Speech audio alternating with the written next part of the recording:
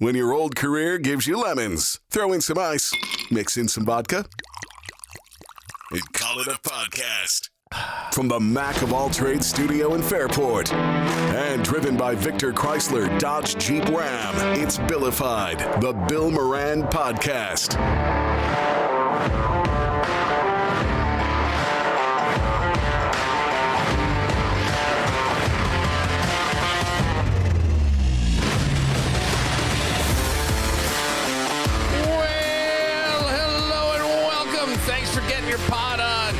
For telling a friend. That's how we spread the word about the pirate ship.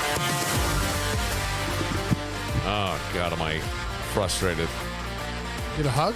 No, I don't know what I need. Do your calves massage? I don't know. With evaporated milk? I don't know what I need. And it makes me think more of Adderall? Guinness? I do love that. Maybe. More Adderall! Oh, God. I do love that stuff. And I people get mad at me. Not mad at me. That's not fair. But people have said, sent me messages and things like when I was first talking about it, like it's the greatest thing ever. Like, you can't do that. It's bad. Not don't take it, but don't talk about it so much. It is altering the chemistry of your brain. It is a tool. Clearly, I'm ADD. I'm able to accomplish more than I've ever been able to accomplish and actually kind of keep things on the path. I apologize to you guys because, first of all, what I wanted to say and open up here was thank you to Dan and Kevin for your patience and your kindness in being part of this. You're like the Cal Ripken of apology shows because you've apologized to me before every show we've done for 2 years now. Only because I know that you're taking time out, you're here, and it's just a frustrating thing. It's no big deal, but I'm going to mention it, and it'll probably come to blow back on me. Because I'm frustrated. I'm just frustrated. I have a tutor for my son, and I said to him, I'm leaving, and don't forget, I know, Dad, so-and-so's coming. And I said, do you want to work on the presentation that you're going to do tomorrow, or what are you? Nope. And he names the subject that he wants to do. He goes, no, I'm good there. I'd really want to do this. I'm like, oh, okay. So I leave, and I'm here, and then we're futzing around with the lights and trying to look at stuff. And I see a text come across as I'm on the monitor, and I go, oh boy. And then I'm snapping at Kevin. Well, I mean, I snapped. You said you did the please. I was just messing with him. Well, I didn't get. I felt like I was kind of like frustrated. Give me my phone, and I should have said, please give me whatever. Well, I did. I felt bad. I told you to get us your own goddamn self. Because I was at the other end of the table. And so now I'm calling, and the tutor's like, hey, there's no answer. I'm like, great. Well, I can't get location services, so now I got to call in a third party to look at the location service because for whatever reason, my phone, I must have done something. I should have you look at it, actually, because you know that stuff, don't you, a little bit? Well, I guess. Just to see. Make sure you say please this time. And I will. And so just to see where he's at, and I get, no, he's in the house. So I go back there, I open the door, and then I do he refers to it as the ice knock. Boom, boom, boom, boom. And he's like, all right. And this is just my frustration. So fuck that. You were supposed to be up. So I go, Bud. And he's like, what? Oh, yeah, right. I said, I told you he was coming. And, and it's money and all this stuff. And I'm like, and then he's like, I'm not ready. And so I start getting pissed, and I'm like saying things, and he's shutting down. And I'm like, well, this is going to go nowhere. And I said, all right, what would you like me to do? Can you ask him to leave? I said, fine. And I did. And then the guy's coming back tomorrow anyway. So. Still got to pay for that. I told the kid I would. He's like, don't worry about it. I go, no, I'll take care of it. But it just frustrates the shit out of me. And I was thinking about this earlier. Then you pay this money out, and then it'll be Friday. Oh, can we go to the mall? I need some new stuff. It's always. And I'd be like, yeah, well, when you shut up for your tuning, we'll get there. Well, I was thinking about something here because I go, you're running around, Kevin's running around with hockey. Dan has no kids. He's running around with best gear. I'm her roadie. Or roadie, right. But then I was thinking the three of us. Dan lives in theory. Right. I mean, you read a lot of stuff. I don't mean in Henrietta. No, he lives in like theory. Theory proper. Theory proper. And then Kevin kind of lives in reality, and I'm somewhere in between, trying not to get yelled at. I'm the guy with no kids, but yet look, here's how theory I live in, right? My siblings, they haven't done this in a while, but they used to complain about each other's kids and how they behave. And then I would give my And then I would give my prescription. They said, "Well, what do you know? You don't have kids." Yeah. See, I live in theory. I live in theory. Well, no. I laugh about it because I get it. I totally get it. Well, when I say you live in theory, what I'm talking about is yeah, Sammy. there it is. But The button's coming. Huh? The shut up button is coming. Oh. No, what it is to me is like, you optimize sleep, macros, supplements. You've got all this down. Yeah, because I don't have any kids. Well, you know what the data says. I had a guy at church tell me, "You're really disciplined." I go, "I don't have kids, man." I go, "I'm not trying to make that an excuse." He goes, "Oh, dude, I use my kids as an excuse all the time." Well, he goes, "We're in church here. I don't have to lie to you. I'm not gonna." No, but like I go, but you are. You research stuff and then question your doctor, and your doctor's kind of go, "All right, let me." Dan, right. Yeah. I can tell by looking at you, you do not have PCOS. Right. I don't even. Oh, PCOS. Oh, by the way, I had a clean bill of health the other day. That's great. Went to the doctor. My EKG, perfect. I don't even know where mine is. My shit's all over the place right now. Honestly, it is. It's like some things are in the abnormal and some things are not. Nothing bad. Nothing bad at all. Doctor goes, "Do you have a history of heart disease in your family?" I'm like, "Why? What's up?" "No, I'm just asking."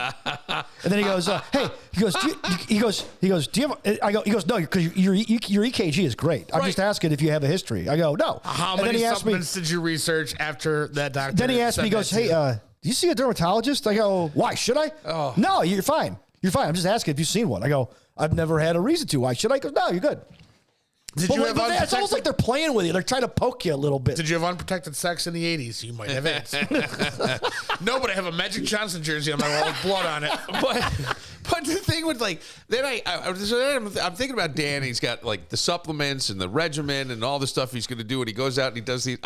Somewhere we have to find, Kevin, the doorbell ring cam of Danny doing sprints down his street. Not his doorbell ring cam, any neighbor's doorbell ring cam, because that has, I would have great joy in watching. Oh, of course. Yes. But you would literally call Tommy up and go, bro, I don't even talk to him well, but you want to have a good laugh? Just click play. Yeah, but bro, is that Danny? But Kevin is like, it probably listens to you and goes, yeah, try that with 3 kids in 6 a.m. hockey practice. It's like impossible. That's why I say reality for Kevin. Yeah, I've heard that run in the parking lot. I just don't. I've heard that like the hardest part of parenting is when your kids join sports. Then it takes on a life of its own. The expense, the travel. It depends. And everybody who runs these sports tell their parents, your kid could be a major league or an NFL or an NBA star. Necessarily. Well, they try to. I mean, I don't know. You've been in. Nobody's ever told me that. No. Right. I would think. Well, they kind of feed you a little bit. I would think nobody's ever fed me that. There's some that probably talked D1 scholarship stuff. Potentially, or tout who's come out of our program that's gone D1. So then you may think that. I don't know. I know somebody who just 2 kids playing travel soccer, almost $800 for uniforms. For uniforms, which is 2. Literally a shirt, shorts, socks, and numbers printed on them. I don't know how that compares. And I think that's just the uniform, right? And not the kit. Yes, and not the shoes. Not the cleats. No. Not the cleats. That's another $200. So it's like with you, I don't know what you're paying. And this would be travel. I don't know. The last time it wasn't built in, I think it was like $200 for the jersey and the socks. Okay. And the shell. And then how much for like the helmet, the stick, well, that's all shit you got to buy anyway. The actual retail price? I got to think you're $1,000. On between the skates, the stick, the helmet. He just broke he broke a stick about 3 weeks ago, and it was $370. God damn, dude! But I know a guy. And I'm bitching about a tutor. We know a guy. So we know a guy whose daughter plays competitive hockey, right? And she lost her stick, so he lost his crap on it. He lost his crap. Buys her a new stick. Goes up into her room. He goes, "This place hasn't been cleaned in months. It looks like." Goes behind the curtain. Finds the stick she lost. Oh, that's not, but I mean, so now she got 2 sticks. But that's a kid. That's a kid. Well, we were sitting there during the semifinal game against Victor, and I think the Victor kids broke 5 sticks during the game. I'm like, Whew, I feel bad for those parents. That's $1,600 right there in half on the ice. Yeah. Yeah. That's a racket. They won't let you use wood or anything. You got to use the special brand, right? Well, you don't have to use anything. You can use anything you want. Nobody uses wood anymore because it sucks. It sucks. So you use the other one, and they're more expensive, and they probably do last longer for the most part. Yeah. Yeah. I mean, that's what I would think. I mean, they don't start breaking till like high school. I just, the way I was thinking about it, I go, there is a Dan, a Kevin, and a me in every friend group. I really think that, because the more I think about it, because I'm going, you got Danny, who's trying to live to 112. Are we like the Modern Family of podcasts? I don't know. We're a blended podcast of three guys. Okay, so 2 are divorced, two have been married, 3 have been married, 2 are currently married. Yes. There's 6 boys between the 3 of us. Yep. And I mean, it's like a blended family of podcasters. Yeah, but the other thing is, you're trying to live to 112, taking supplements that nobody can pronounce. No. I am trying to live as healthy as possible until I either die or Jesus comes back. Okay. Your lifestyle determines your death style. James Hetfield, Metallica. And Kevin's, what's going to happen is I'm going to outlive both of you. Yes, I know. And Kevin's trying to survive till Tuesday, and I'm trying to remember why I opened the fridge fucking 5 minutes ago. I just go, that's it. That's the way it is. That's just the way it is. We got a Dan wasn't here for this one. I don't know. Is my phone around, or did I leave that? It's right here. Car? Okay. I got a. You didn't say please again. I did. I just said, "Is my phone around?" Well, yeah, that's not a please. He didn't say thank you for you handing it to him. Oh my God. And you call Alex Little Hitler? Who are you, mousy tongue? I got to tell you guys something. Like, I don't know whether to say this or not, because I don't know how. Which means say it. No, I know that. But I don't know how it's going to land with people. So we have to do in the mental health counseling classes. And that's where I was going to go. And I'm in a group class. And there's a girl. I'm sorry, a student. We have to listen to 3 Nirvana albums and knock your brains out. No. So you have to lead a group at one point, and you have a partner, and you do it. Well, for some reason, there's a gap, and you can't have a class, without somebody running a psychoeducational group for 30 minutes. So the people who would go next week are supposed to move up to this week, but they didn't want to. So I'm watching all this go back and forth a week ago, and I go, I'll do it. So I do a group yesterday, and I compared boxing to group therapy, because group therapy is different, and it's just like I said, in boxing, it's the punch you didn't throw. Yeah, we talked about this. That one regret. So one punch you didn't throw. Right. The one step you didn't take. So I did do this in a small group. Okay. And you brought the mitts. And I said I'm going to do it in the large group. Mm-hmm. That way I didn't have to really prepare anything else, but there were other nuances around it. Like playing the greatest hits, baby. Exactly. Right. But I mean, you are playing the greatest hits. I'm not going to lie. I'm recycling material. But you got to be able to also play in the moment. Right, and you've got to do things that are called linking. And I'm the Carlos Mencia of myself. You got to have you. He's more fluffy. Fuck you. Here and now. Si, senor. Bill, you're a big fan in the bear community. So he's you got to have like here and now moments. So there are things. Take your shirt off next time. Be Bert Kreischer. So there are things you have to do. Shirtless mental health So counselor. I do this. It makes you more raw, more real. Ladies. It's like when you go out and touch your bare feet to the grass. Yes. Grounding. That's Take your shirt off. Ladies, it's open opportunity, everybody. I do it every day. Men and ladies. Shirtless. I have a grounding mat. So it's not real grounding. Wait, you have a grounding mat? Beth got me a grounding mat for Christmas. It's also that. helped with the It's that piece of AstroTurf that you buy for the dog when you live in an apartment in New York City. What I was going to say. I got one of those too from the old. The grounding mat. It's where she sends him when she's sick of hearing his mouth. You go to your grounding mat.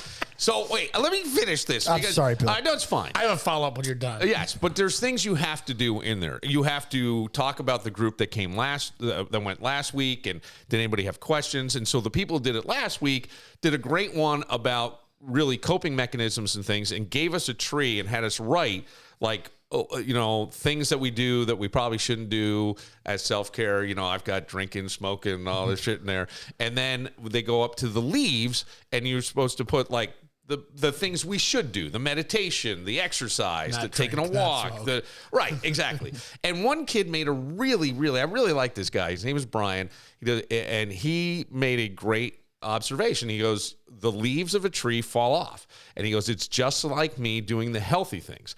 I can do it for so long, but then the leaves fall off and I'm back to the trunk where I have my drinking, right. So when I came in, because of that exercise, in all honesty, I have been to the gym 4 days since that last class. And I, just in terms of schedule and stuff, and I have been eating healthier: salmon, spinach, chicken, no cheese, just stuff. And I bring that up, and then you have to go through the confidentiality stuff. And I do the whole thing, and I go through, I do the group. Here's where I get uncomfortable, because afterwards, the professor sits down and says, how do you think it went? Is this one-on-one with you, or no, is this with the group? With the entire group. And he says to me, right.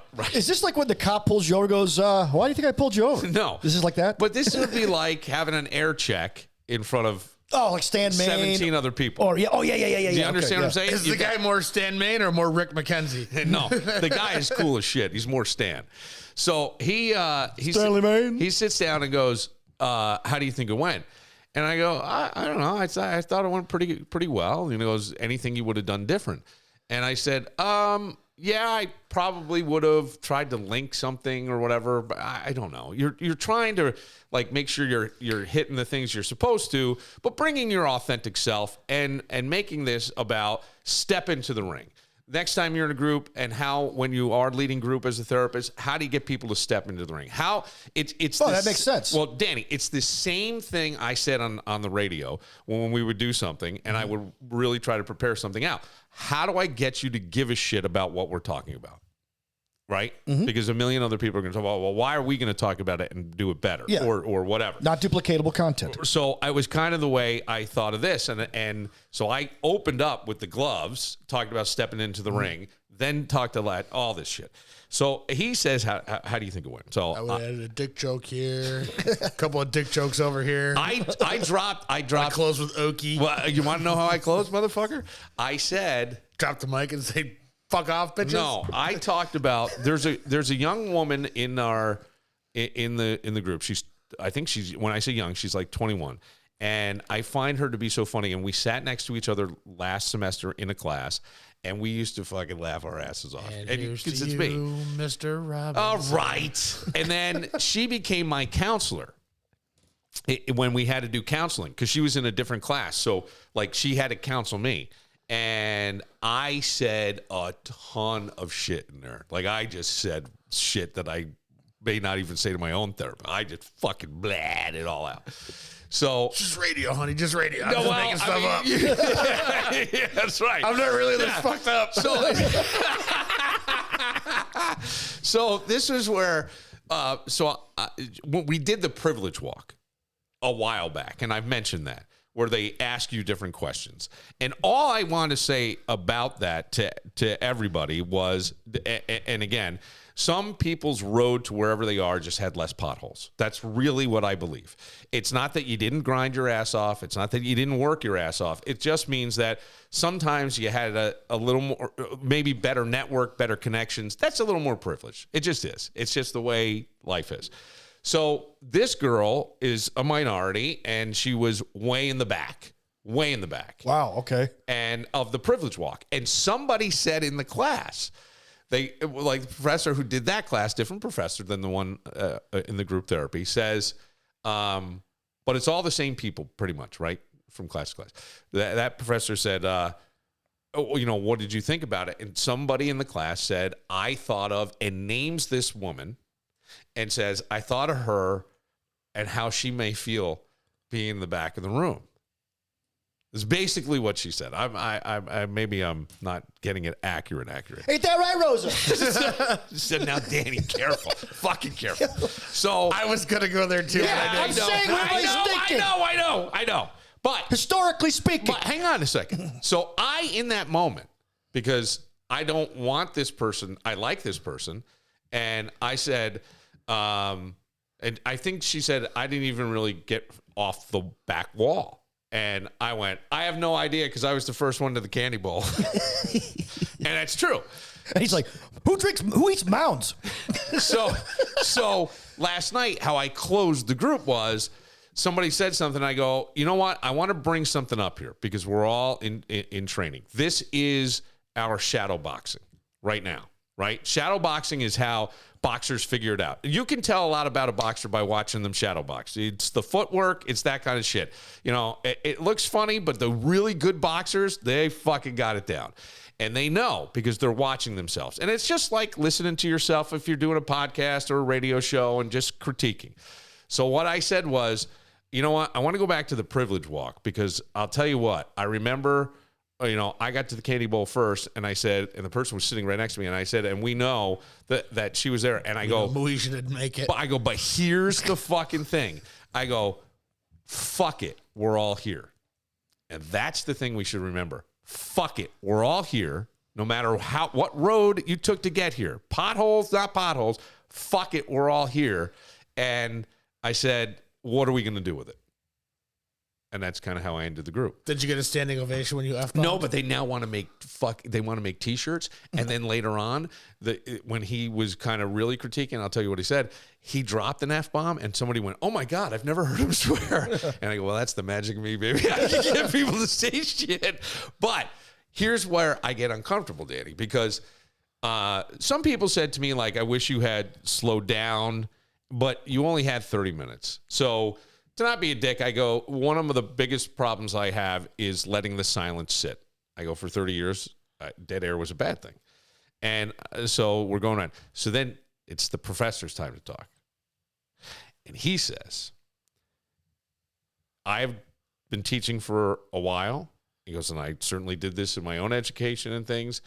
And he said, there was another student at one point that I often think of who came in, and I guess he played a Bruce Springsteen song on, he played I'm on Fire on a guitar and then somehow led a group. He goes, it was one of the best I've ever seen. And I think he goes, this tonight was absolutely one of the best groups I have ever seen run. And he meant it for everybody because everybody was participating. So it's not just, but the way it was facilitated, which was me, the metaphors that were used, all this stuff. Also you. Yeah. Well, The cursing. the cursing, The boxing. right? But he goes, it was authentically you, all this shit. So it nice to hear, right? Nice to hear. And then some people had some what I thought was very valuable critique that they said. But he was saying really, really nice things. Even pulls me aside after class and goes, I hope that you have the opportunity to run groups. I think you'd be excellent at it. And I know when I went upstairs to that small group, there was some shit being talked about me because I got into the room last. And everybody got all quiet. Well, no, this one person got quiet, and I looked right at him and I go, your face says it all, motherfucker. I know you talking shit. That Bill thinks he knows everything. Well, see, this is it. And I go, you look like the teacher's pet. You're not trying. I'm just trying to fucking do everything everybody else is. Do you understand what I'm saying? Yeah. And I go, God damn it. Can I get a fucking break anywhere? Now I got people there who don't want to deal with me. I got other people in my life that don't want to deal with me. It's lonely. Do they know your relation to the department head? Only because he called it out. Okay. Yeah. He stood in class and said, I've drank beers with Bill Moran when he threw out the first pitch of the Red Wings game.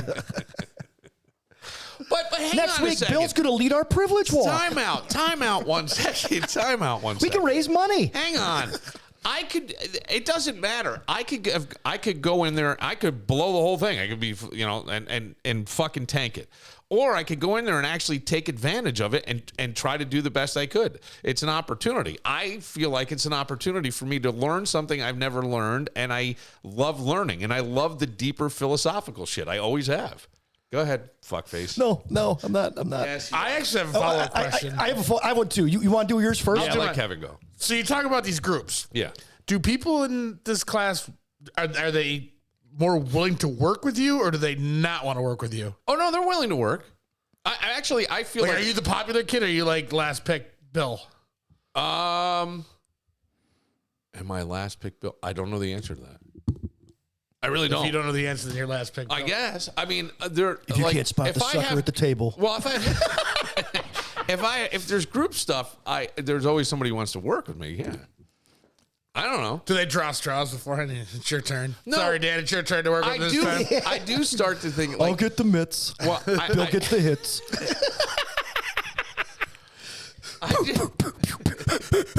Danny, you shouldn't be panting. You're just holding the mitts. I don't know, Kevin. I don't know. I'm starting to worry, and this is something that never has entered my mind ever in my life at all, whether somebody liked me or not. I just never really, I never went that deep on it. I figured I don't like everybody, so probably everybody doesn't like me, and whatever. You know what I mean? And move on. And I wasn't there. What did I used to always say to you? I'm not burning calories. I'm not wasting time on Yeah, something. that was your thing. Yeah, in 2017, you had a new phrase. I don't burn calories on that mother effer. I don't burn calories You know on you're these going to have to people. give a speech at graduation, right? No. I guarantee you're No. going to be asked to give a speech at graduation. Yeah, but I don't think at master's graduation they have speeches. Think so. I don't. Yeah, Doctorate, now for your doctorate, everybody has to present, give their defense. No, but not at graduation. Well, that's kind of the graduation. Well, you got to give your defense in front of a team of people. That's scary. That's why I think boxing is a metaphor for life. You're going to have to give a speech. I can already see it. No, but here's what I did say. I'm going to have to sit there and help you fucking write it. I have said that I am going to throw a huge party when we all graduate. Oh, Damien upstairs? I don't know. Yeah, it's got to be bigger than that. No. I'm thinking Damien all West Side? I don't know, but he'll rent out the entire Walmart parking lot. Well, Billapalooza. This is going to be a podcast situation too, where we do a live show from the graduation. Microphones could be set up. Dish to pass. Doug will bring his deviled eggs. But my worry is that you become like the kiss ass, or everybody goes, Bill's so great, and I know that that's what this person was saying, and I sent the person a text later that night, a nice text, just saying. Ended with the middle finger emoji. It did not, and it wasn't. But then I'm going, ooh, was it taken as that? Because I did come in and go, I know you're talking about me, and the person just started laughing. And I go, I know it. I can feel it. I can feel it. I got a sixth sense. I can feel it. But I'm making somewhat of a joke. But I'm also like, come on, man. I didn't ask him to say this shit. Is it somebody who wishes they could be you? No, not in the realm of the class. I don't know. Do they want to be the number one? Well, when student? they used to ask me last semester, how'd you do on that test or whatever, and I'd give the number that I got, and they would get mad. Not mad, but they'd be like, you got to be kidding, and I'd be like, no. And so they don't think you're stupid. I think they're surprised. Look at the old guy. They all think you're some dumb radio guy. I think that no one knew. I want to tie that in, but go ahead. I don't think anybody knew what to expect. Honestly, I don't think anybody did. And I think when I get in there and then I say stuff, and I think that in the beginning, I guess it's a defense mechanism I'm learning. I don't know. I just see funny all the fucking time. All the fucking time. I saw something so goddamn funny the other day, and I could tell nobody. I could say fucking nothing.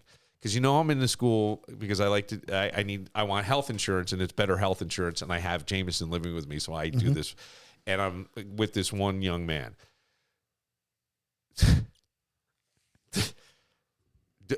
Please just let it sit. You can laugh, but just let it sit. Just let it sit, please. So there's a young guy who I just a delight of a human being. This kid. But he has a physical disability, where one of his arms doesn't work as well. It's not atrophy, or just he can't really move that arm, okay? And it's almost like the whole left side of his body. You can make your assumptions. I don't know the answer to that. I'm not here. More close to me. I'm not. I'm not saying anything. Okay. Such a cow. All right. So the art teacher is a really creative, wonderful person who is from another country and has a pretty thick accent from that country. Okay. And she pronounces this kid's name somewhat incorrectly. That I'm surprised that these kids don't pick up on it, because I would immediately. I'm not saying anything on here. I will tell you assholes off the air, and you can tell me.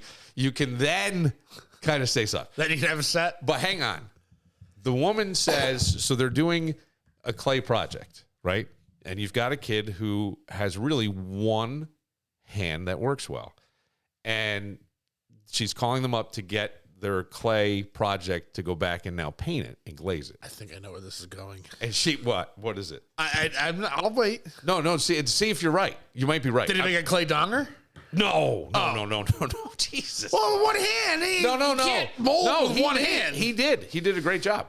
He really did. Bro, there was a cornhole player with no hands or Yes, legs who shot somebody recently. we just talked about If you put your mind to it, you could do anything. So here's the funny part. And I can't do anything. I can't laugh. I can't anything. And there's a reason why this is even funnier, and that's when I'll tell you off air. You, Kevin, will go fucking insane when I tell you this. So the says, so-and-so, here's your thing. Carry it with two hands back to the table. No. And I'm going, you gotta be fucking shitting You're waiting me. to, yeah. Are we on the same planet? I'm just there. I can't, and there's nobody I can fucking say anything to. Nobody. Do you know how painful that is? I'm surprised I didn't get a text. It's like that episode of... Yes. Well, I can't. I'll tell you why you didn't get a text afterwards. No, it's like that scene from The Office where Jim realizes Jim finds Dwight or goes into Dwight's room to prank him. He sees Angela's feet. He doesn't know it's Angela. He thinks Dwight got a hooker. He wants to call Pam, but he realizes he can't, and then he has nobody to call. He's got a story to tell, and he can't tell anybody. Right. So this is exactly that. And but think like I find just life in general. And maybe it was a coping mechanism for me since I was a kid, but I found life in general fucking hilarious. Like the kid whose locker was next to me in school, not very popular, kind of quiet, but always dressed like in a leather jacket and a bandana tied around his head. So I called him Willie, as in Willie Nelson. He goes to a Willie Nelson concert and says, I got Willie to sign my back. I go, you got to be fucking kidding me. He says, no. Pulls up his shirt. I go, if you don't get that tattooed. No, he goes, I don't know. Comes in one day, has it tattooed, but it's like raw. And so when he pulls his shirt down, I slap him on the back. See, that was me. And I go, great tattoo. Like I used to do that all the time. His name was Rich. I would love to know where Rich is today and what an asshole he thought I was. But it was always like, I was always looking to play, have fun, just fuck around. I didn't mean it bad, but you know what I'm saying? Moran again. Yeah. So just got slapped by Bill Moran again. Was the text you sent to your classmate, you are so stupid and I am so smart? No, it was not. Was there a thought of that? No. Nope. Not even. At what point will that thought come out? Not even close, because what I wrote was, I've learned so much from you. Is what I wrote. Oh, look at you trying to be nice. I'm not. I'm just saying, like, I don't want them to all fucking. I just don't. You know what I mean? You want to be liked. It's not even to be liked. I guess I don't really care if I'd be like. Here's the thing: is though, I don't want to be seen as some kind of spoiled bitch. Yes. But the thing is, like, I did the work. You could have done it too. You had the opportunity to step up. I'm not even getting graded on this. I will tell you, because he said I'm not going to grade it because I already did one with a partner. They needed somebody. No one was stepping up. I go, fuck it, I'll do it. There's three things to this. Ask for some extra credit then. Three things I've taken from this conversation. What? Number one. Often, not always, but often, people hate seeing in you what they wish they had in themselves. Yeah. Even in small instances like this class. I know that. Number two, years of radio. Think about how many people we've counseled Yes. Or theories, because everything in radio is really a theory, an idea that you bring up and you talk about. Well, it's feelings, Yeah, right? right. Yeah. So, like everyone, like people used to call us all the time for advice on everything, and then we'd ask each other for help with things, both on and off the air. So you kind of have that psychic experience for years without being called a therapist. 100%. And number 3, this privilege walk. Yeah. You how many kids were in this class? How many people were in this class? I think there's like 27. Okay, let's say 27 people. And you were the first one to get to the candy jar. Yeah, I knew. Do these people know you were molested? And how many potholes does that take? No. Yes, because I have mentioned that. But it wasn't in their line of questioning? I think there was. So I think, because Nothing was stopping him from that fucking person bar. I was molested and I still had a better life than all y'all. Either that is Might like... have been a Mr. Goodbar. Either they need to recalibrate this test, or these people are so self-centered and self-indulgent and self-loathing. No, I think you were answering questions, and what you did was you took a step forward or you took a step back, depending on the direction. So there were questions like, did you... That's only worth one step. Yeah. Did you grow up in a house... Did you? Sorry, I'm not trying to laugh. No, I know. But did you grow up in a house where... one or more of your parents had a college degree? Did you grow up in a house where one or more of your parents or guardians had an advanced degree beyond college? Did you grow up in a home where the guardians had a job that required them? Did you grow up in a home that had more than 3 or 4 books or whatever? Did you grow up with parents or guardians? That would be a question. Yeah. There was also, and then there were things like... Did you know Jerry Sandusky? Okay, take one step back. There were things like, did you have anybody have to like go to rehab or something? Like anybody use drugs or alcohol in your family that resulted in a rehab? I know some radio people. No, but I had that. I did have that. So I took a step back. Yeah. Oh, okay. Yeah, right, my dad. Okay. And then there was, I'm trying to think the other step back. Oh, you know what? I think they did say abuse. There was a sexual abuse. Maybe I stepped back 3 times. And then there was one where, were you ever accused by someone of harassment or crime or anything like that? And there was a time where I was leaving the Winfield and I had been DJing. Yeah, you told us that. Yeah, and I got pulled over. It wasn't me. Mm-hmm. And then the girls were scared and I got brought back to my car by the police officer. But I said that was excuse. I probably could have gone either way on that one because I never even saw the people who were accusing me. So maybe it was made up at the time. I don't know. So, yeah, but I got the rest of them. I don't remember the rest of the questions. But it's interesting, you know? I mean, it was interesting. And I don't... It's just funny how we weigh... Well, the only thing I'm saying is like... Or how the questions are kind of... It seems loaded. I don't think so. I don't agree. Because to me, like, being abused like that should be a lot heavier than one step. Well, everything was one step front or one step back. Right, but that's my point, though. That's my point. That like everyone's got a different path. But like you said, F it, we're all here. That should be the main point. But I think too many times we play the victimization card or embrace the victimization card. I don't know that you can say victimization card when you're talking about your parent or guardian's education. Your upbringing. You know what I mean? Well, maybe that's not the right word. And that's what all they're saying circumstances card? Yeah, and all that is opportunity. Is basically what they're saying. It's like neither of my parents went to college. I'm fine. No, I know, but so in the privilege walk, you wouldn't move on that one. You'd either stay stationary or unless it said take one step back if this happened. So there was a lot of that. I mean, it was not like, I mean, I broke free. You know, all of a sudden I became who's that famous horse? I can't remember the name. Secretariat. That was it.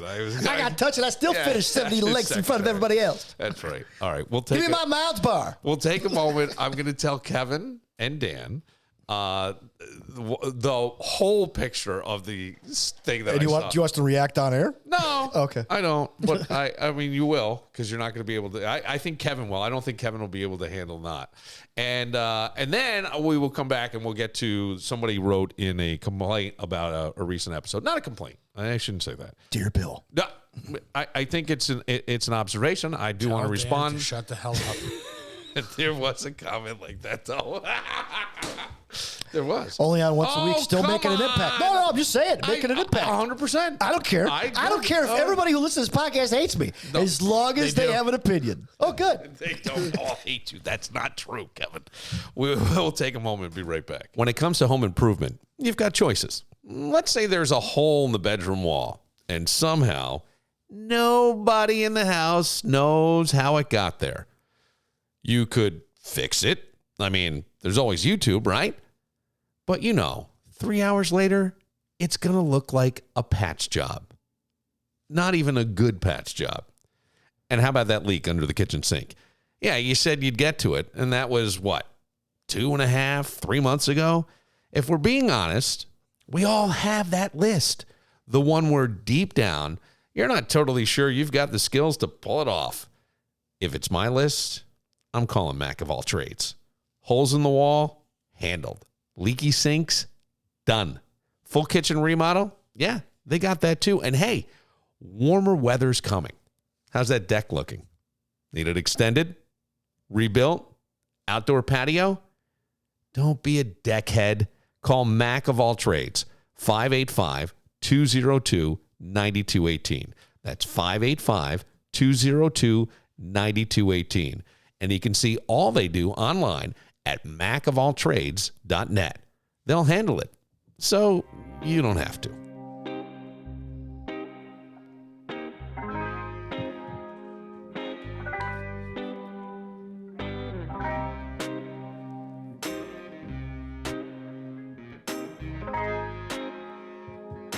Danny brought something up before we started, and it was, what'd you do? You saw Mama Cass?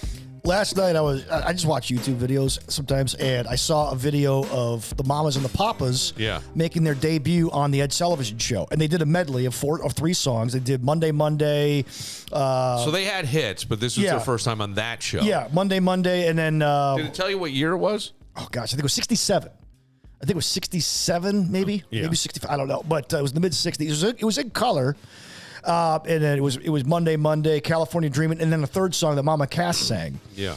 And it was funny because Papa John Phillips is introducing the band to Ed Sullivan, and he goes, so there's our Mexican gypsy, Michelle, right? Yeah. And she's like gorgeous. And then there's Denny Doherty, singer, and then there's Mama Cass Elliott, who is also our magic mushroom.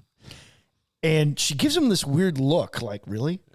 But I mean, if you look at her, the dress she's wearing, she kind of looks like a purple mushroom. Yeah. But she's the most like animated on the stage when they're singing. And she's a great phenomenal pipes, right? singer. But she died. Mama Cass was always supposed to be fat, and she allegedly died while eating a ham sandwich. She had a heart attack. But there was a ham sandwich. There's a ham sandwich sitting next to her bed when she had the heart attack. It's a bad way to go. You're right. Okay. And young. Yes. I don't know how old, but I don't either. I don't think she was 27, like the 27 I don't think so club. either. She might have been younger. But she wasn't bad looking. No. Like everybody always told me that nobody wanted her. Okay, but she was big and fat. She was big. Okay, but for the time, she was big and fat. And I think she would be kind of like considered big now. Like she'd be doing the Ozempic thing now. Okay, well, hang on a second. This is where I was going to go. I think that you had to work hard to be fat in 1967, just to process food. So it could be a genetic thing. Who knows? They even did a song about no one's getting fat except Mama Cass. They did a song like that. 230 and 67 is like 327 now. That's inflation. Was she 230? I don't know. Oh. She was 32 when she died. Oh, okay. So she was older. Well, that's still young she didn't for look a heart attack, though, right? It is. Oh gosh. But like 40 should be drinking. 40 should be the beginning of heart attack age. Yeah, it shouldn't be the 30. No, I mean, well, dude, I'm 46. But Mama Cass, I would think today, I wonder if she would be considered big again because of Ozempic. Like, would it be suggested to her? Where a while ago, it just wasn't. It was not even a thing. I think they suggest it to more and more people. I don't know. I said things about GLP-1s and got pushback from a listener. And I don't know if I've softened my thing. I worry that a shortcut isn't a long, sustainable thing. But there are people who are benefiting from it. And there are people who are borderline diabetic that maybe this keeps them off diabetes drugs. I don't know. I don't care. I just thought diet and exercise is really the only thing that used to be bad to say, and now it's Well, you know how like they found out that minoxidil, it was originally a heart pill or a heart solution, but they realized it really didn't do anything for your heart, but it was helping people's hair grow out. Like, so they gave it to, so they started recommending it to people, and all of a sudden men were using it for their hair, and it became a thing. Sometimes off-label usage of prescription drugs 100%. could be, so now they're, for 100%. Inflammation, they're recommending Ozempic to people who don't even have a weight issue. No. Just they deal with pain. Yep. Yeah, I am hearing that too. So Mama Cass apparently was 238 when she died in 74. That is Throughout her life, her career tall weight do we know? fluctuated significantly due to extreme crash and starvation diets, reaching a high of 300 and a low of about 175. So she was on her way down when she had the heart attack. Don't we know somebody who lost a ton of weight and then had a heart attack? Tiny Glover or somebody? Oh, yeah. Tiny was on a treadmill. But yes, it is. She was 5'5". Wow, man, that reminds me of my bus driver when I was a kid. And I used to say, we made up a song, Mrs. Berry. Mrs. Berry, I think, drove my school bus from kindergarten to senior year, because when I would get in trouble, I'd have to take the school bus. And I used to sing a song, how does it go? She was my berry. It was to like Chuck Berry's Blueberry Hill or something. Mm-hmm. And it was, she's 4 feet high and 2 feet wide. She's my berry. Wears those shades upon her eyes. She's my berry. I used to sing that on the school bus. All right, here is the you're getting insight into what I was like. When you met Tom Ulay, he must have been, I met my soulmate. Well, I will tell you that it was a very kindred spirits. Yes, I will say that. But I didn't have sometimes the balls to say those things. Like, there were just some things I just wouldn't, and he did. But I certainly saw the funny and appreciated the funny. I could see it, like, all the time. There was one time when we were at Tommy's house. Yeah.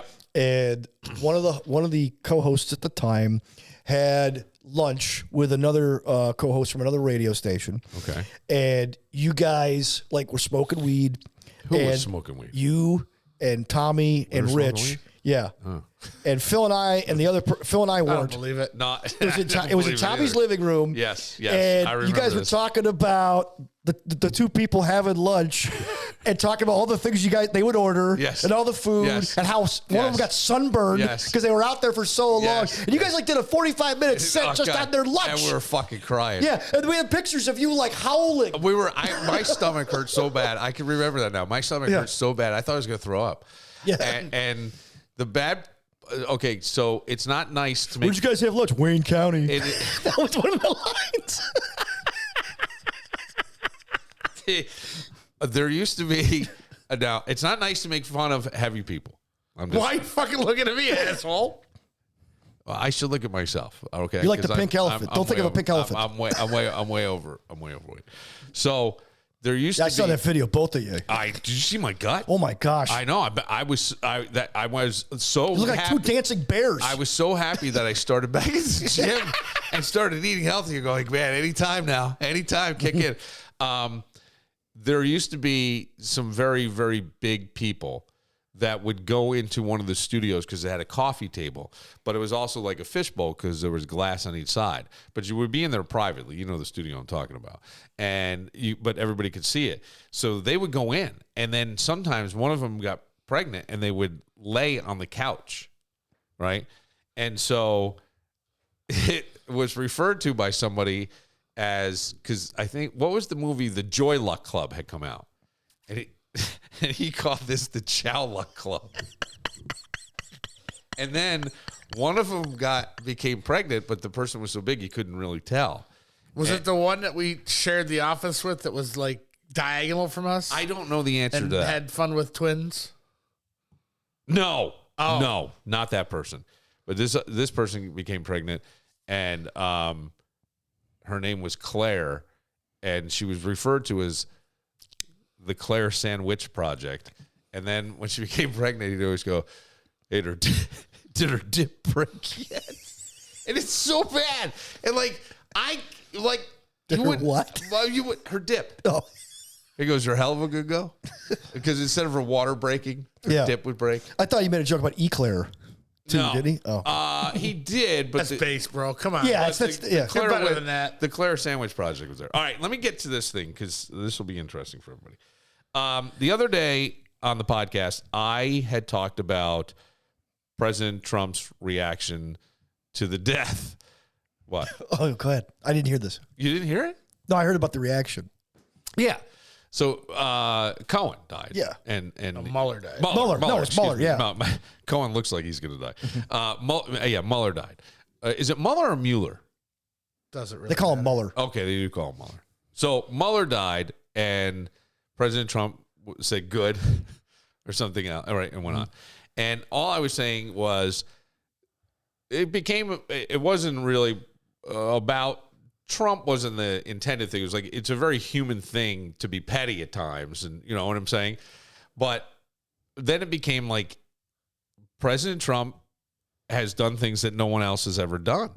Like the first time he ran. So when I brought this up, I was referring to 2016. And I just said, I don't know that anybody on any side of the aisle at that moment thought he was going to win the nomination. At that moment, when there were a bunch of people, when he's calling him little Marco Rubio. But it started to be, people were like, you can do that? Right. You know, Jeb Bush. I mean, did not everybody think Jeb Bush would be representing the Republican Party? Yeah, because like you want to talk about like a good old boys club. Yeah. Jeb Bush was like the vice president. So whether like him or not, that was kind of my point. And I go, he has never not been who he is, no matter what. We could say not presidential. I get it, but he's always been that guy. Yeah, at least in office, and probably throughout his entire life. Yeah, the only time he wasn't that guy was on The Apprentice when they could edit him out. So we got this, and so Laura said something about I think it gets in here. This person writes, I got a question for you and your band of misfits and sex toys about her comment around dumb uneducated white males. The data don't back you up. Trump's 2024 win came with a more diverse coalition than ever.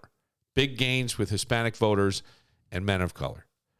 So I'm big with the blacks. I'm a huge fan of the blacks. Great relationship with the blacks. So let me see what it says. If you call that, okay, I'm getting texts at the same time.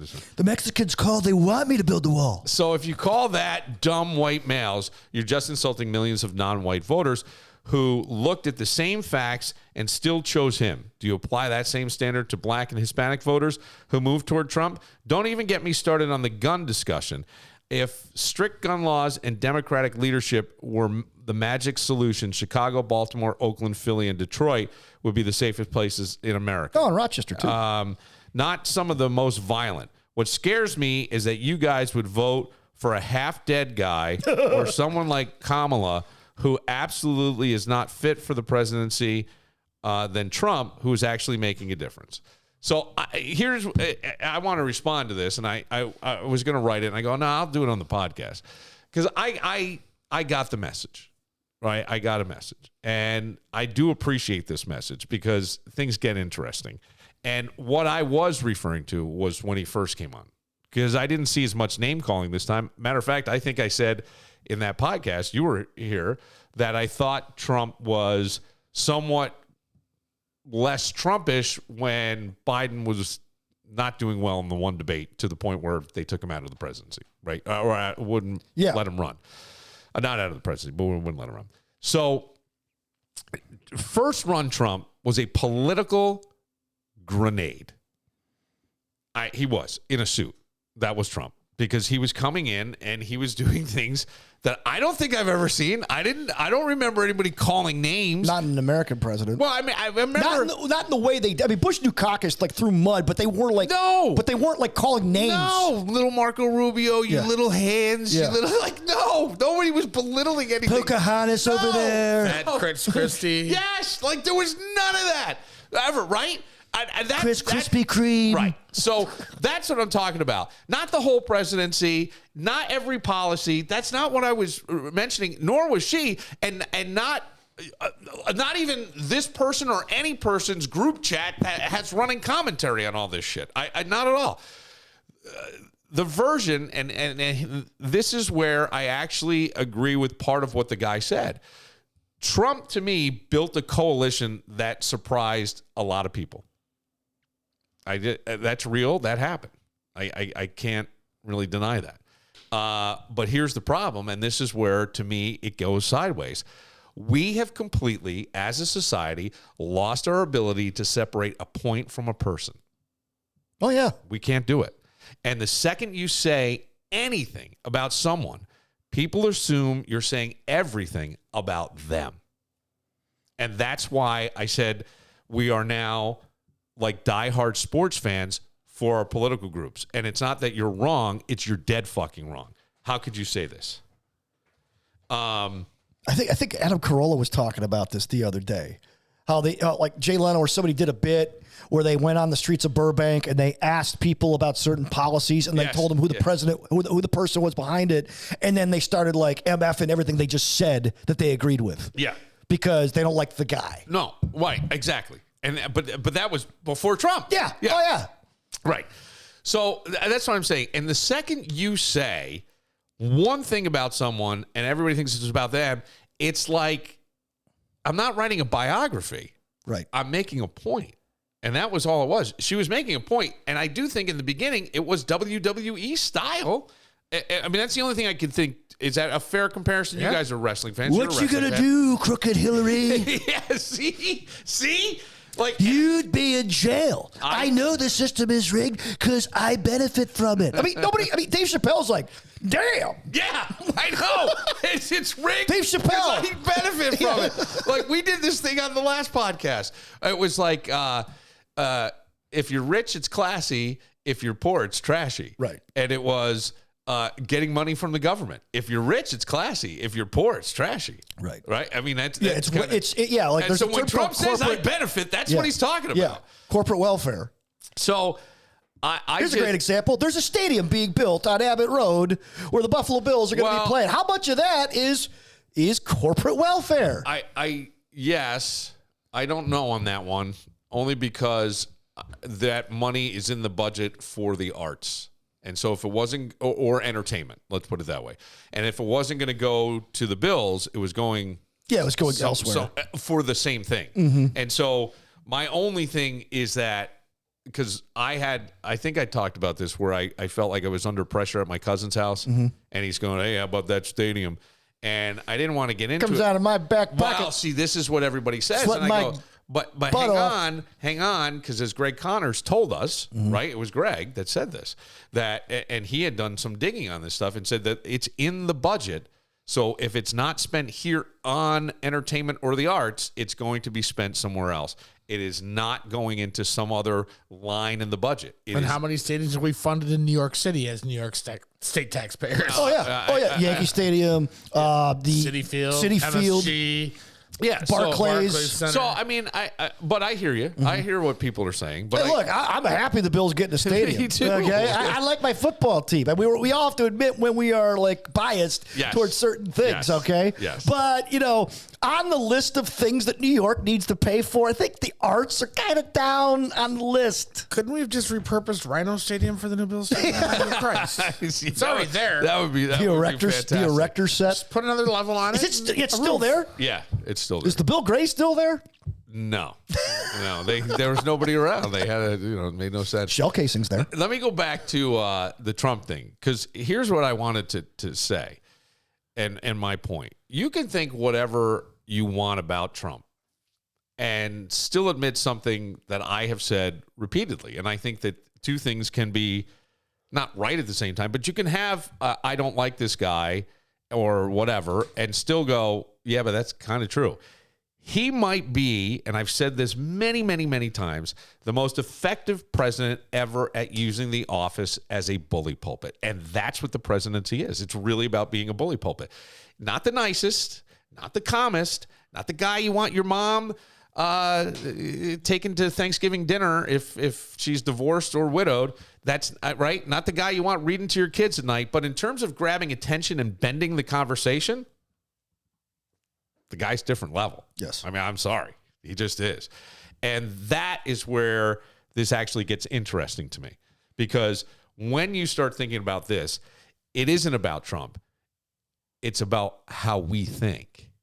And that's where I want to say to this guy, his name is Tom, and Tom is really cool, writes a lot, so I don't want to.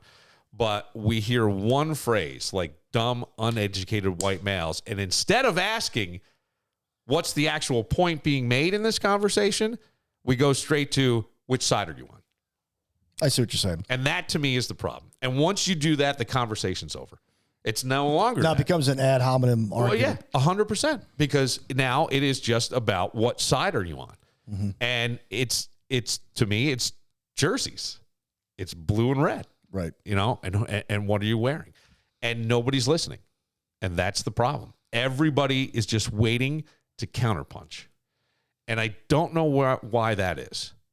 Is it because he has done a great job at putting himself out there as the victim of so many things, Russia, hoax, fake news, all this stuff, to the point now where everybody's going to just defend? Mm-hmm. But it was like sometimes people are going to say things. They're going to say things. They're going to say dumb white males is what elected them. It's an off-the-cuff comment in a free-flowing conversation, but it wasn't the point of the conversation at all. And that's where I go, if we could look past the things that maybe just bother us a little bit, because we're never going to get rid of that. It's always going to come at you. What is the actual point? And instead of going to which side are you on, go to what's the actual point. Right. What she said. Yeah. Address the dumb, white, uneducated males part. Well, no, that's what he did. That wasn't the point of the conversation. Okay. The point of the conversation was that he did this. It's not unexpected. This is who he has been all the time. My point is, like, one of the hottest words in the world right now is authenticity, right? Be your authentic self. Always be your authentic self. Podcasters, go to your, when you go to the doctor should be as authentic. Okay, I'm to the point now where I'm not sure what authentic actually means. But if I were going to try to define it, it's the guy who never changed for anybody, at least while he's been leading the nation. Mm-hmm. And I like him or not like him, I think he can see that. I think. I don't know. But at least you know where he stands. Yeah. Well, you know what I'm saying? No, right. But I'm saying, like, okay, not the most presidential thing to wish a guy good, he's dead. Yeah, that wasn't cool. No, I got it. But there's been a lot of not cool things. But my point is that he's never done any different. No. At all. This is his baseline. Never done any different. This is what he is. This is who he is. And people have been okay with that. Like, we've come a far way from when, like, Clinton was getting a blowjob in the office to grabbing pussies, this, that. Who knows what's going on this fucking island where, I mean, Jesus Christ, people are trying to pull themselves away from Epstein like it's, they just can't get far enough away. All of a sudden it's like, well, yeah, I took a plane flight with the guy, but I didn't talk to him. It's like, okay. And I took a picture with him, but there's all these redacted files. Yeah. And where are we going? And it's like Trump has these pictures. Oh, he's a terrible guy. Who knows, right? Who knows? Chelsea going, hey, let's all take a picture. Literally, Chelsea saying it. But here to me is like the uncomfortable truth of what this guy Tom writes. You can insult voters on either side and still not understand why they voted the way they did. Oh, yeah. You cannot right? So we can say that there are people who is everybody who voted for Trump an uneducated white male? Clearly not. No. Clearly the answer to that is no. And if you don't understand the person's why, you're just yelling in a void, man.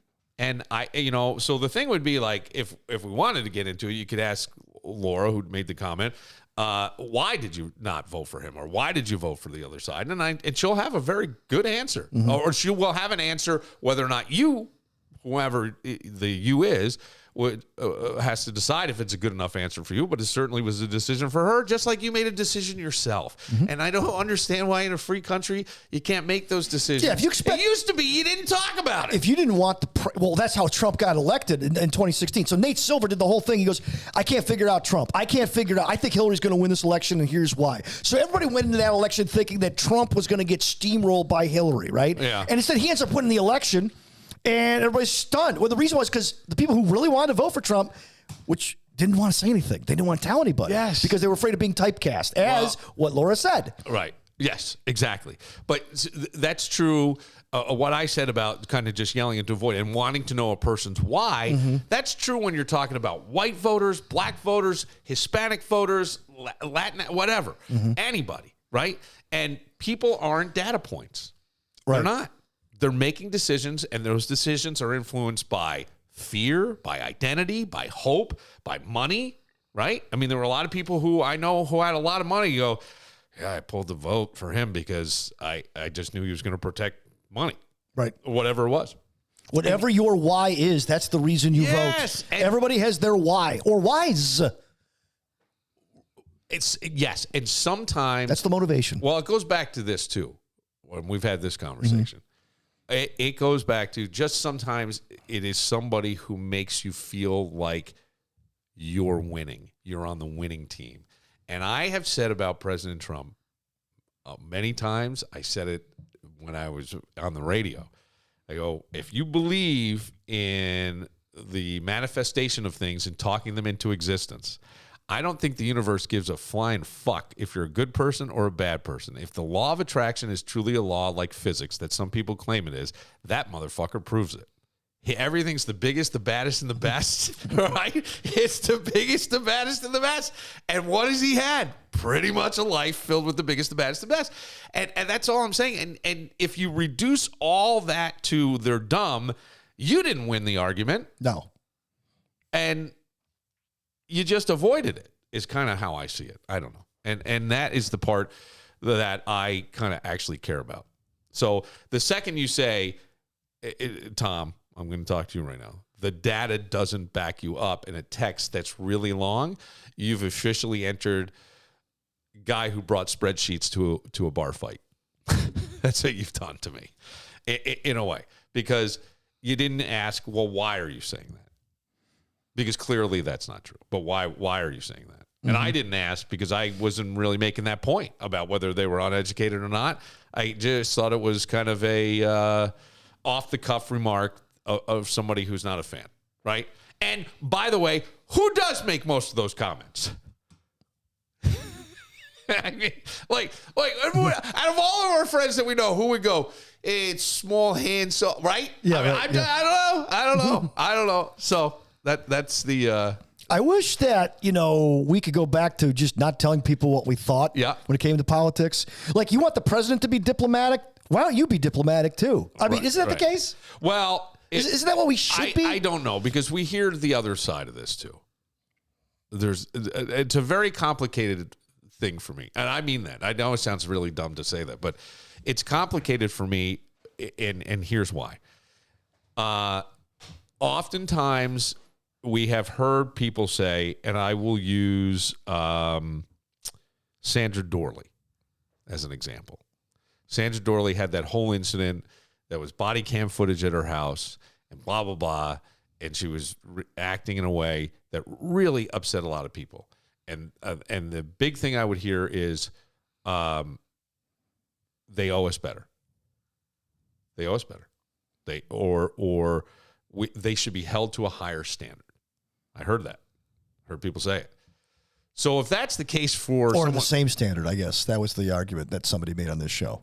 If you're going to enforce the rule, if you could quote the rules, then you can live by them. Yeah, I mean, fine, that's fine. But oftentimes, when somebody in a political office of a local nature, it's always that, well, they should be held to a higher standard. You're the one setting the example. Same thing as her. She should, by the way, you're the one that enforces these laws, right? You're the district attorney, so you should hold yourself to a higher standard and not do this kind of thing. And that's what I hear. Well, you could say that about the presidency. Yeah. No matter who's in office, just call it the presidency. Do you do that? Or do you pick and choose who you play this game with? Right. And so that's my only thing. But at the same time, that's who the guy's been. I mean, there are times where I often think, I don't know where we're going to end up, but it won't be as funny. It just Yeah, you see JD Vance I mean, it just or won't be funny. It just won't be Newsom or any of these funny. people I just don't like- mean to be sound like I'm the uneducated white guy right now. I find it funny. Some of the stuff I just go, well, at least I get a laugh out of this because it's fucking ridiculous. I mean, there just are strange things. That whole time he did the whole where he's mimicking the reporter female weightlifter and the reporter, but the female weightlifter. I think I played it for you. He's like, and he's doing. I mean, it's like, who does this? You are the president. There's like it's just like, you know what I'm saying? Right. You know, like let's take For it- years, Let like- me take it to a more local level, but even I'll try to make it universal. If your kid goes to a private school, well, I'll give my experience, but Kevin's kids go to Aquinas, another very fine institution in our area. But if your kid goes to a private school, a lot of times it seems to open different doors for them. And I noticed it in my own household. One went to private, one did not, 16 months apart, applied for the same jobs. You had the name of that school on there. You were getting in. Why? Because you're held to a higher standard when you're in the school. And it's always, those are the nicest kids. Those are the ones that look you in the eye, shake your hand. Yes, ma'am. No, ma'am. Yes, sir. No, sir. Whatever. Right? Okay. That's what the presidency used to be as well. And I'm just saying it's not. And so I get it. You're upset that Laura said that, but clearly why? Why would you care that she said that? Because we know it's not true just by looking at what happened. That's all. Mm-hmm. That's all. And in the beginning, it might have been. He was like, the frat boys were going crazy. Mm-hmm. Like, because it was funny. But I understand where he's coming from. I totally get where Tom's I coming know, but my point is to understand where he's coming from, but not know the why, to me, is yelling into a void, and it's not doing anything. And to then give me a bunch of data on black voters, Hispanic voters, it makes no sense. You're bringing a spreadsheet to what has become a bar fight simply because it's whose side are you on? Mm-hmm. And it's not the why did you vote for this way or why would you say something like that. No, I get that. And I get that. That's my bigger point with this. But when you message a talk show host, you're not just going to go, "Why did she think that?" No, Get back to me. I'm not. But I agree with you. I agree with you. Because I have some thoughts. Right. But I agree with you. I get it. You know. And hey, man, If you have to make your point, you got to make backup Let me points. say the other Yeah. thing. I appreciate the fact that this guy listened. Yes. Took the time to write. And wrote. And I think allowed me to respond, and I expect a response from him, and he may not agree with me. And that's fine. Just keep listening. I love it. That's all. That's why we have these discussions. Kevin did a closest to the pin. Were you getting text messages too? No, Oh, okay. I was just trying to figure some stuff out. Oh. All right. Kevin has the closest to the pin. We will go head to head, me and Danny. See who can get this one. I can't win any of these games, so we'll see. It's been a while. I got to sharpen my blade. We'll get to that right after this. You never think you're going to need a personal injury attorney until you do. It's not something you plan for. You know, 1 minute you're just living your life. Next thing you know, you're dealing with an accident, an injury, missed work, and a whole lot of stress you didn't ask for. And here's the truth. Insurance companies, they've got a plan. They know exactly what they're doing. The question is, do you? That's why if it's me, I'm calling Connors and Ferris. They know the system, they know how to fight, and more importantly, they know how to take care of people when things get messy. You're not just a case file to them. They walk you through it step by step and make sure you're not getting pushed around when you're already down. So if life throws you one of those moments, don't try to figure it out alone. Call Connors and Ferris or visit connorsandferris.com with offices in New York City, Syracuse, Rochester, and Buffalo. Because when it matters most, you want someone in your corner who actually knows how to win. Connors and Ferris.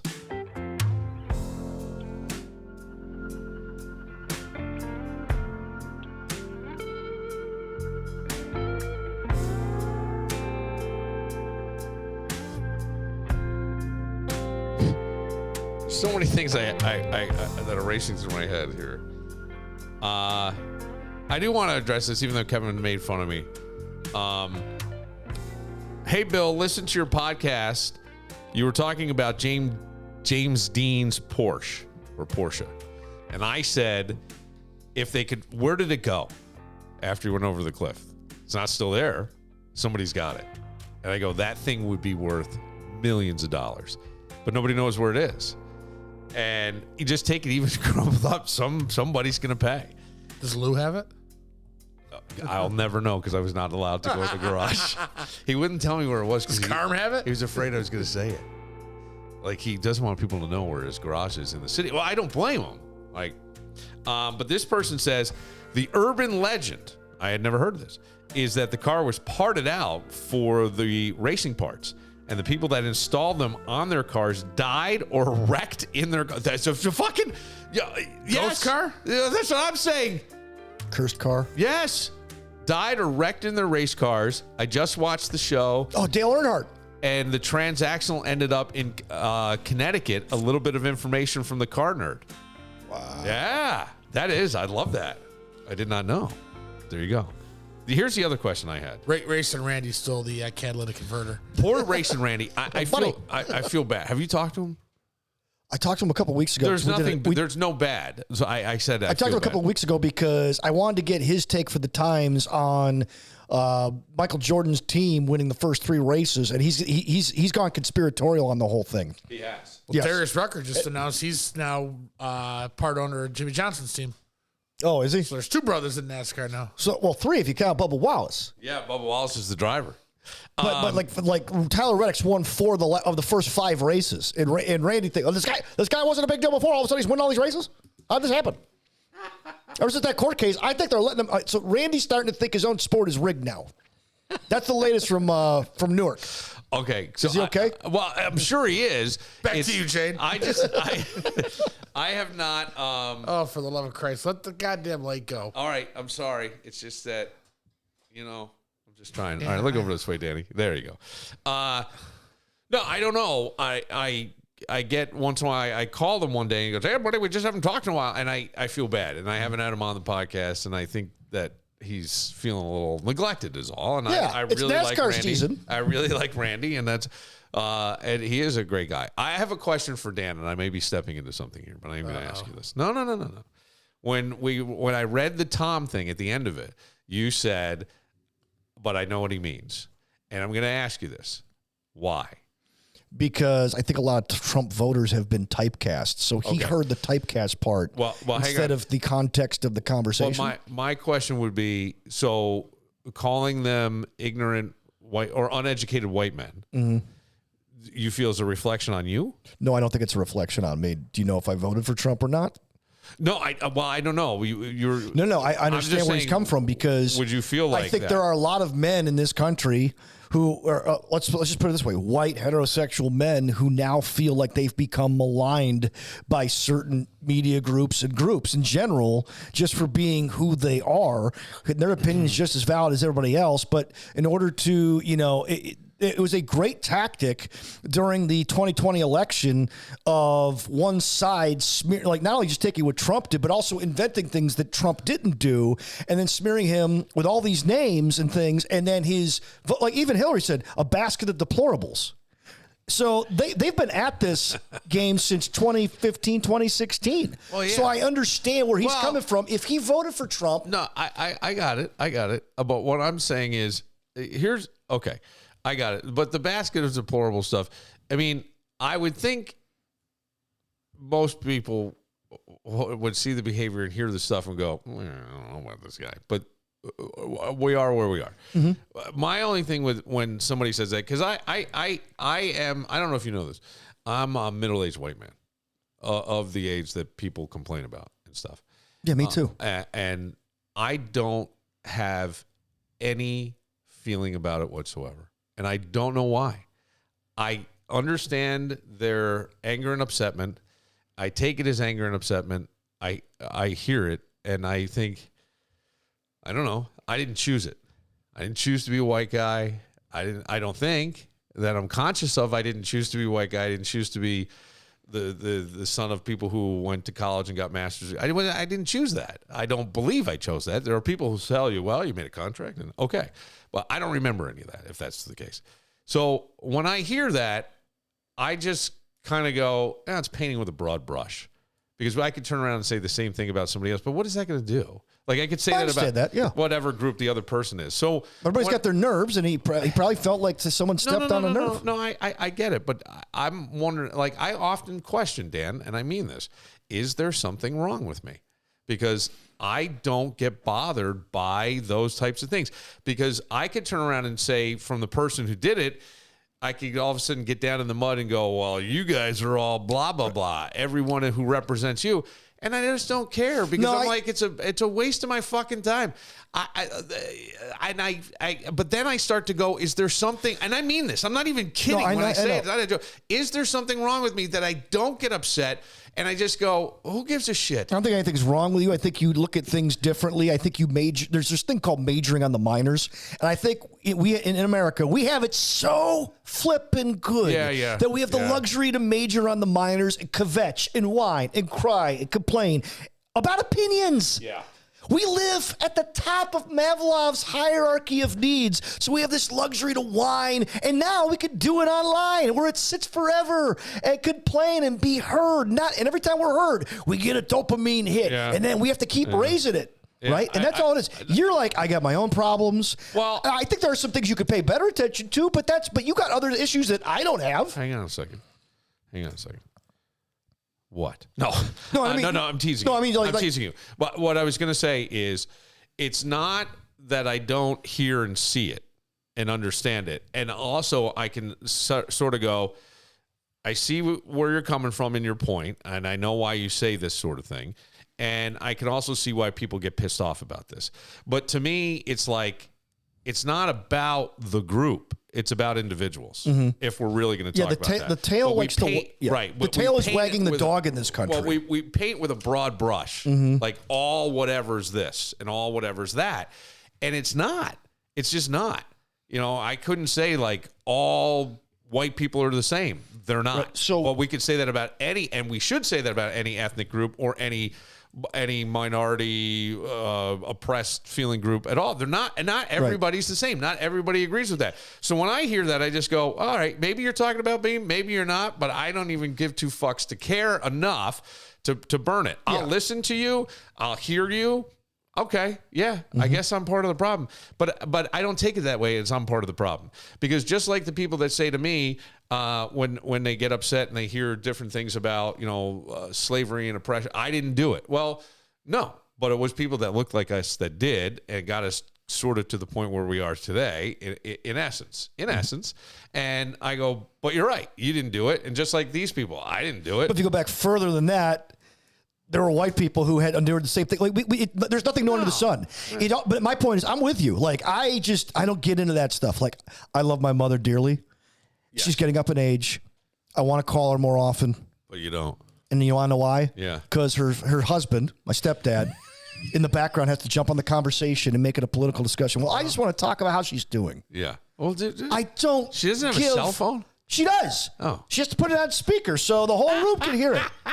She's one of those. All right. Now, but yes. To your point though is like I try to be above all that too, because Twitter basically governs the media, really, because they're all on Twitter, but Twitter's only like a fraction of a percentage of the American public. Right. So we can't let the tails wag the dogs, but that's what social media is, and we're all at the strings of the end of the strings of those puppet masters. Right. You got to cut the strings, let it go. Well, remember when we choose your battles wisely. But remember when we were even in radio and there would be all this shit, and I would just be like, yeah, whatever. Yeah. Oh, all right. Yeah. And you waited until the most opportune time to address something, but for the most part, we tried to stay above it because there was no point. No, but my thing was like even the meetings and stuff, when people would rip on the guy who was doing it, they'd mimic him, they do all this shit. And I saw what they were doing. I got why they did it, but I felt like there was some real value. So I would just sit there, take what I thought was valuable and walk away and not give a shit. Right. Because I just didn't care. And that's how I've been pretty much my entire life. Is I see it, I understand it, I totally get it. I see what you guys are getting bothered by, I see what you're making fun of, but there's value here, so I'm going to take it. But the thing is, though, is that where Tom might be coming from and what he heard, he probably has a little bit of rabbit ears because of what he heard from Laura say. Sure. But here's the thing, though. when a certain group wants to attack another group, they want to dehumanize them. You do that one step at a time. And then by calling them like uneducated white male, now you're categorizing a group of people but to chip away at them. So now they're an easier target every time you say that. It becomes easier to rip on them. So then it becomes accepted. No, this becomes my bigger thing. This is where I go, fucking get a self-esteem. No, I agree with you. White man, get some fucking self-esteem. Do you think they're talking about you? Because if you're an uneducated white male, maybe they are. Maybe they are. And then you got a right to be pissed. But if you're not an uneducated white male and you went and who gives a shit what they say? I don't give a fuck. And so that's where I go. But that comes back to a self-esteem issue. And that's the thing that we talk about all the time. And to me, that's the biggest problem. It's the biggest problem with kids because how did fucking Hitler get into power? You got a country that was defeated in a war and young men embarrassed. Right. And young men that were looking for a leader. And there was a vacuum and nature hates a vacuum. Right. And watch the Manosphere on Netflix. Watch how these guys, because people were looking for a leader. They're lost out there. Why? Because they don't have anything inside and no one showed them how to find their own fucking value. You are worthy. You are this. You're not that guy. So who gives a shit what they say? If they're that fucking powerful, are they in your home? Are they sharing Thanksgiving with you? Who gives a fuck? Yeah, there's an episode of Sopranos where it's Columbus Day and they're all pissed off that the Native Americans are protesting Columbus, right? And then Tony finally goes, what happened to our self-esteem? He goes, did you get anything in your life because you're Italian? No, because you had brains, because you had balls, because you're smart, not because you're Italian. Right. He goes, who cares? Right. And that's kind of my point with it. That's all. All right. Sorry. No, it's cool. You asked. No. I did. I did. I was saying sorry to Kevin because he's got the game and we got to go. Mm-hmm. But the lighting, Kevin looks so good in that lighting. You do. That's great lighting. Myself. Huh? It's because I lit myself. I don't give a fuck about you people. It might be true. I don't know. Closest to the pin. All right. With the new MLB season about to kick off, the Dodgers seeking their third straight World Series title. What year was the first MLB game played outside the United States? Oh, what year was it first played outside the... Wait, Major League Baseball. Major League Baseball. Okay. Regular season or spring training? Major League Baseball. Don't care about spring training. Didn't say spring training. It's regular season game. Outside the United States. Outside the United States. Yeah. Okay. Well. What year? Oh, God. I don't know. I'm saying this year, and I don't think I'm that far off, but go ahead. Who among us does not like a nice rack? What year was the first breast augmentation using silicone implants performed? Okay, because they used to be like, I remember watching the CEO of a big company get buzzed and start talking about the first time he felt fake tits and they felt like cement. And I go, oh my God, she must have been like a pigeon like a statue. And I remember one of my other bosses giving me a look, and the guy goes, that's exactly what it was like. I go, well, she stood there long enough, pigeons would come and shit on her, and he was so drunk he fucking laughed forever and loved me. But they were getting really uncomfortable because I said that. So the first silicone implants, got a year, Danny? I think so. Silicone Valley. Silicone Valley.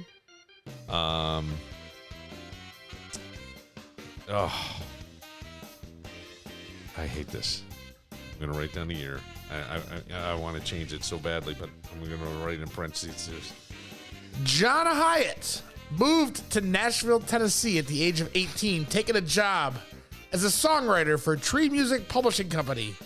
How much was he paid per week?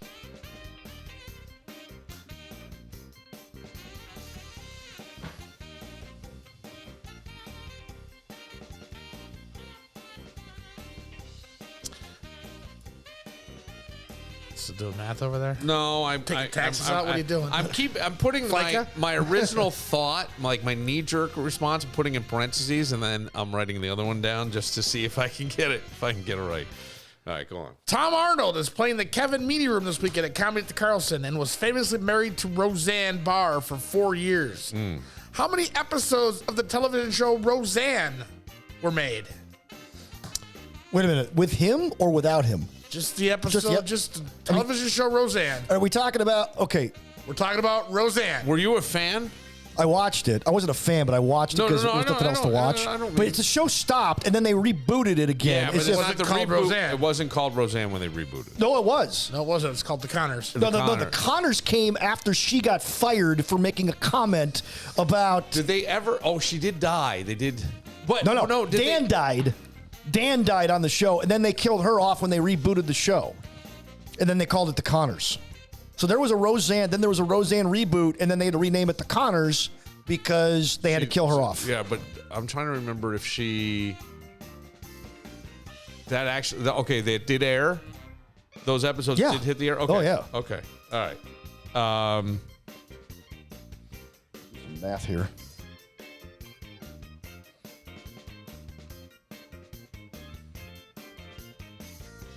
God damn it. I don't even know how many years the show was on. I never Like they acted like the last season never happened. I never watched Roseanne. I don't know why. I just didn't. It was on Tuesday nights at 9. And that's why. Tuesday nights at 9. I think I was in college. Tuesday nights Who's the at 9, boss? Who's the boss was on at 8. All right, I got it. Go ahead. When the Museum of Modern Art opened in New York City in 1929, how many pieces were displayed in the inaugural exhibition? What? How many pieces in 1929? How many pieces of art were in the inaugural display at the Museum of Modern Art in 1929 when it opened?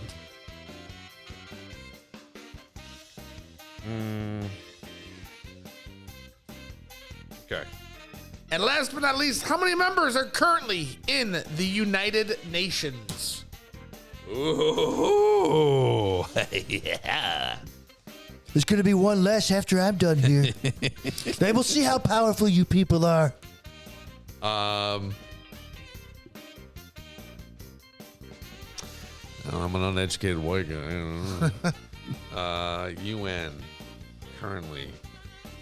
It's kind of like that time when Sammy Watkins was ripping on certain Bills fans who ripped on him. Yes. And I'm like, yeah, are you what he's talking about? No, he's talking about hecklers. All right. So what do we? Okay. So we'll go back to the top. Back to the top. Which, by the way, he wasn't drunk. Was the first MLB game played outside the United States? I want to say 76 because Toronto. All right. I couldn't remember when Toronto. No, I was trying to remember when the Montreal Expos came into existence. Were they before or after? I think they were the same year. They were the same year. 76 does not sound like a bad guess. I said 1963. The Blue Jays came into existence in 77, but it's 1969 with the Montreal Expos. Oh, it's 69. Okay. All right, so I'm off by 6 there. Off by 7. Okay, we're close. What year was the first breast augmentation using silicone implants performed? I said 1976. I said 1971. It is 1962. Ooh. 9. Okay. How much did John Hyatt make writing songs at Tree Music Publishing Company? All right, my original guess was $18 a week. Mine was $25 a week. I wrote 23. It is $25 a week. Wow, Danny! In the hole! Sorry. How many seasons of Roseanne? Oh, let me take that back.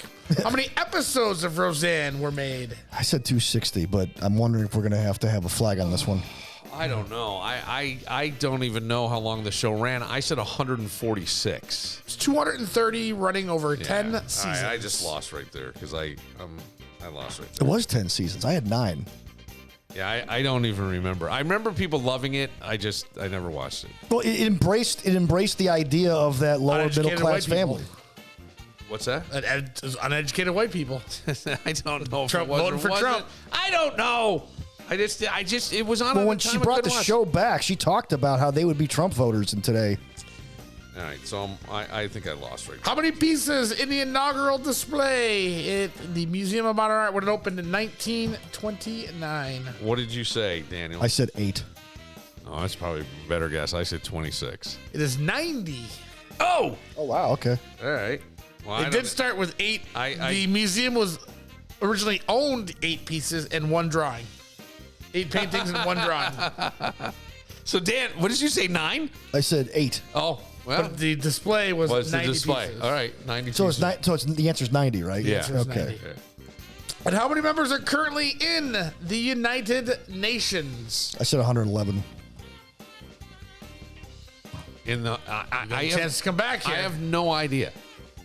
I have absolutely no clue. Did you write a number down? I did, but I have no. There's only so many countries, Billy. No, I know there's so. And then we're going to create a new one in Iran. All right, but I went like low. It's gonna be awesome. The United Nations. I said 36. You just got your ass kicked. Yeah. It's 193. Yeah. All right. There you go. I win Yeah. again. Well, I Hang another banner for Danny. No, I that wasn't my real. But I knew I was losing anyway because I couldn't come back from the Roseanne one. There was no way. You could have. NATO, you're next. No, I don't think so because I was already like You could have hit 90. you could have hit the pin on the last two. What was the second to last one? The 90 for the Museum of Oh, Modern Art. I would have no idea on that one. I would have no idea on the modern art. 1929 when it opened up, I would have no idea. And Guess then, better. And then the other, I actually wrote down 112, but I just said 36 because I figured I'm gonna fucking lose anyway. And if Danny says 100 and whatever, I'll go the opposite end. Maybe, because these things go. I'm an uneducated white guy. What am I gonna do? That's it. All right, well, Danny, nice win. Very good. Before you leave, I want to try something with the light before you leave. Okay. We don't have to do it right now. That's all. For Kevin Muir. Another good game, Kevin. I enjoy those. I actually miss closest to the pin. I don't. Oh. You know what I miss? What you doing at the courthouse? Well, then go do it. Oh, yeah, I'm working on it. We got to revamp we got to come up with some new stuff, though. New questions? Yeah. Okay. All right. Who's I'll we? work- It's your bit. I'll work. Why is he gotta write the no. question? No, it was Bill's bit. I was just my went and bit. executed it. He did. I did it sometimes. Yeah, let Bill let you know he'll get some questions about 2028 when he has 20 minutes of free time. No, that's not true. I think He's gonna run a group on it next week. I think. They still have those? What you doing in group? What you doing in group therapy? Oh, I thought you meant Groupon. You're a dick. You should do that. What you doing in group therapy? Yeah, that'd be great.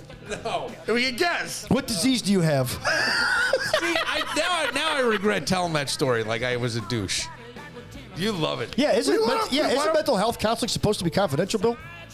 I didn't talk about anybody. I talked about a group that I led and the theme of it, but I didn't talk We about want it. to play what you doing in group therapy. I didn't even say. What you here for?